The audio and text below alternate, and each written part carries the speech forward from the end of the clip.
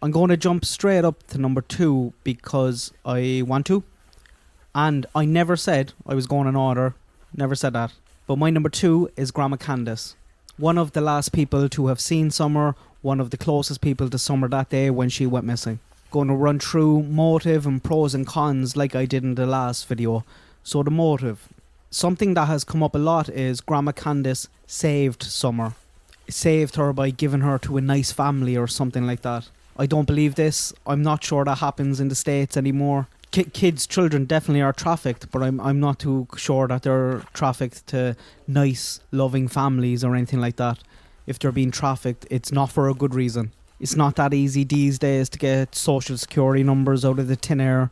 And look, at the end of the day, a nice, clean family will have no problem in adopting a kid. Unless you're a same-sex couple in some states. I just don't think it's a plausible scenario that Grandma Candus saves Summer by giving her away to a nice family. I know this used to happen a lot before. There was lots of babies very close to where I am now, stolen from their mothers. Single mothers would be sent away to workhouses run by the church, run by nuns. The babies would be taken off them, they'd be sent home. And a lot of those babies were being sold over to the States, over to the families in America.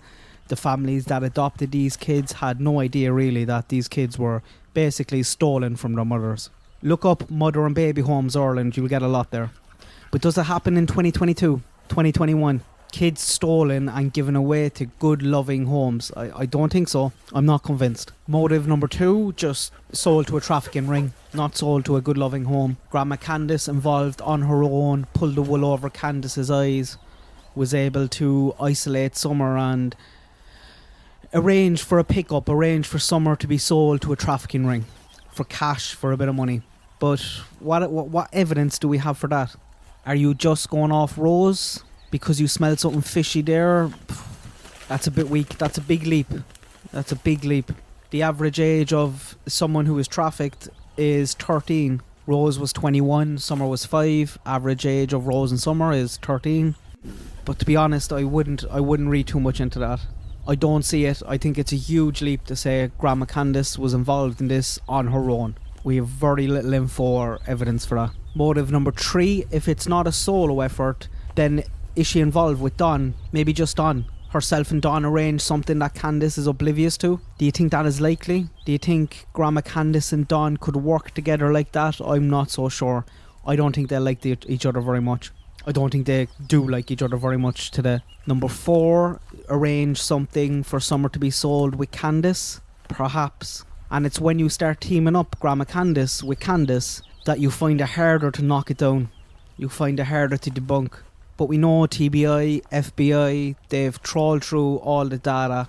How was this arranged? Was this arranged behind Don's back? It wasn't arranged pretty good because they've left a huge gap there. There's a 3-hour gap that they can't fill, so if you're going to arrange something, you should do it a bit better than that. So I'm not too sure on a planned situation with Candus. But how about an unplanned situation? Number 5, an accident cover-up.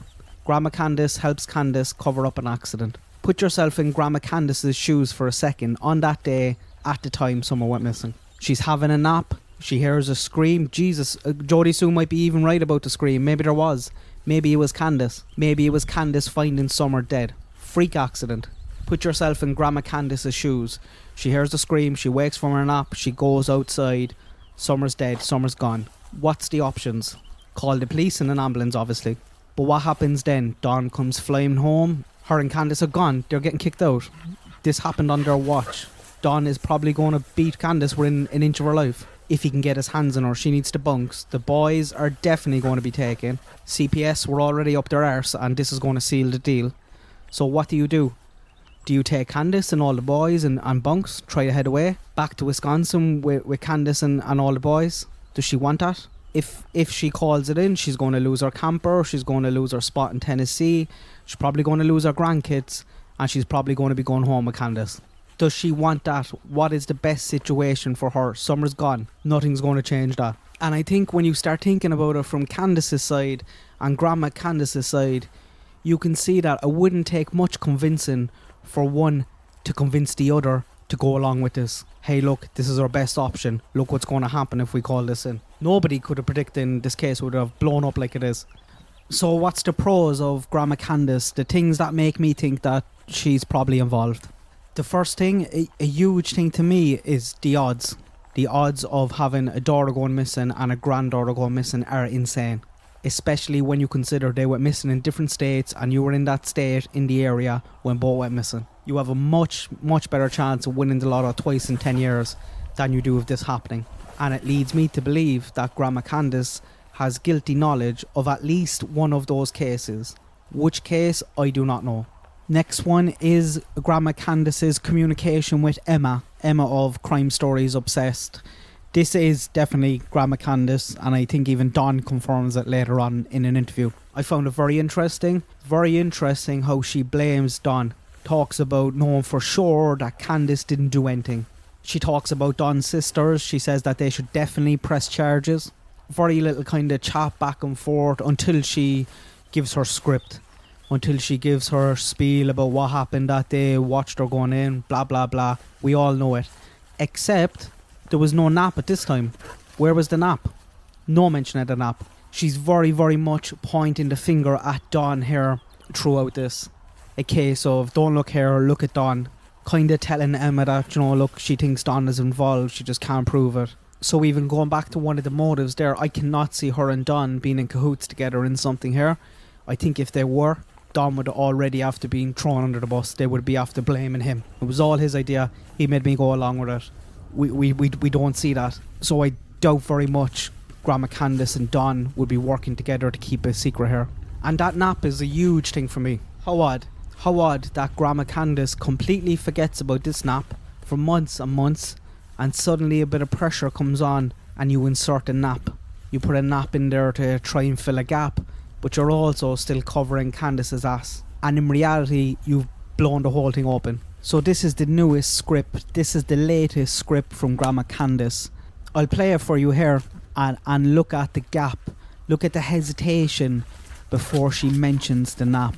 To me, it's like she's having second thoughts of whether or not to throw it in there or not throw it in there. And also notice how fast she moves on from the nap. So there's a hesitation building up to mentioning the nap, and then very quickly moves on.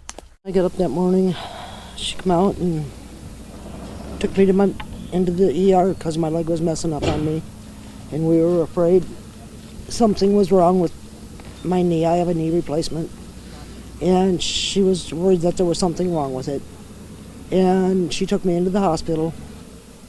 And I ended up getting a shot for it to get rid of the pain. And they prescribed me medication to take to get the swelling down out of my knee and around my knee because it was inflamed. And then we waited around for my prescription. Summer went swimming that day at the horse stables, I believe it was. And then we come back and I went in my camper, and after we brought my groceries in for me, and the boys helped with that, and of course Summer. And I laid down and went to sleep, and I got up and I was sitting in my doorway, and we come out, and Candus asked me what I was doing. I said, well, we got to transplant these little cactuses into bigger pots. And we did that, and then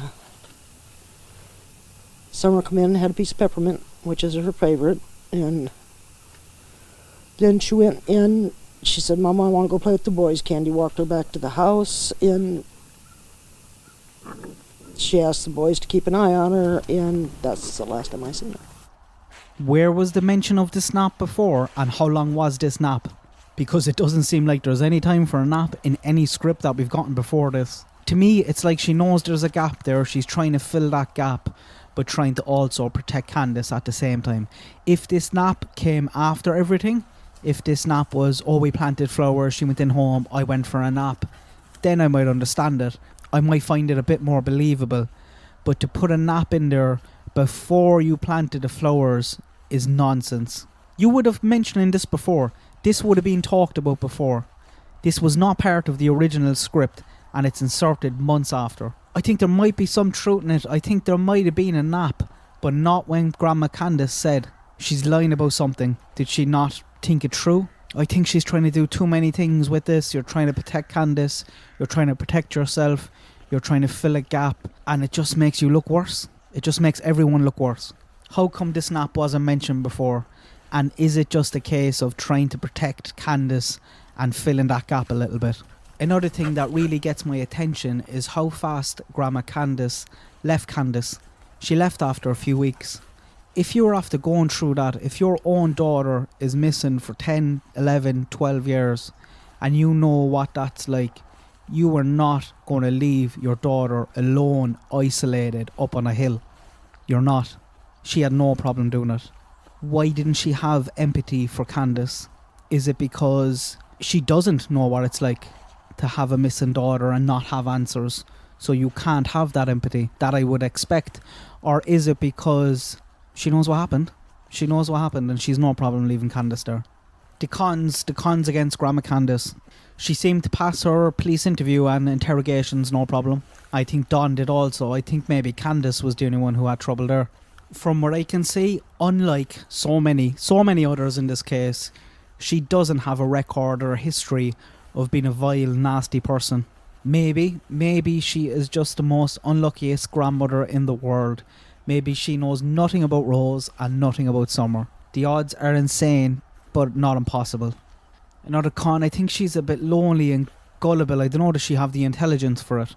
Like the fact that she got caught with Emma with those messages and didn't cop on or didn't realise the risk to the situation of talking to a stranger like that on Facebook. It shows a lot.